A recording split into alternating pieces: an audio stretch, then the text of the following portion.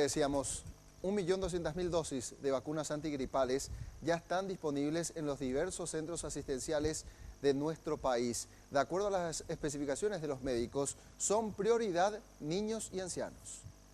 Las vacunas pediátricas contra la influenza AH1N1, AH3N2 y también las vacunas contra la influenza del tipo B llegaron durante la Semana Santa, mientras que el lote para adultos llegó en la madrugada de este lunes y ya están siendo distribuidos a todo el país.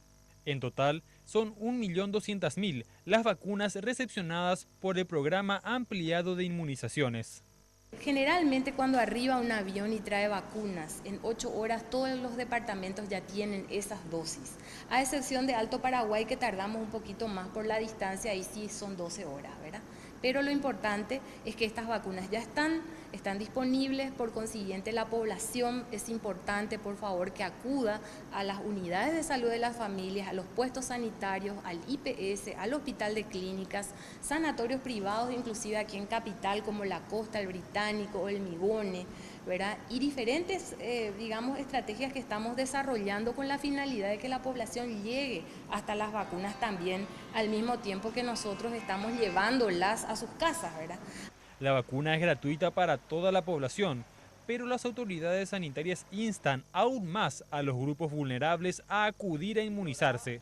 La población prioritaria a vacunarse son los menores de 3 años a partir de los 6 meses, las personas de 60 y más años, las mujeres embarazadas independientemente a la edad gestacional, aquellas personas que tienen algún tipo de enfermedad de base, por ejemplo, una obesidad mórbida, un diabético, un hipertenso, una persona que tiene el diagnóstico de un cáncer y ha recibido un tratamiento con quimioterapia, un asmático, un bronquítico, entre otros.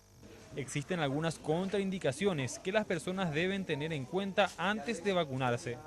La única contraindicación es que se tenga una alergia demostrada a proteínas del huevo, pero en 14 años que aplicamos esta vacuna en territorio nacional, esa situación jamás se dio, ¿verdad? Entonces, y lo otro es que esté cursando, por ejemplo, con un cuadro febril alto, elevado, y no se sepa el origen de ese cuadro febril. Entonces recomendamos posponer la vacunación para que esa persona que reciba la vacuna después no culpe a la misma, ¿verdad?, como causal de su enfermedad.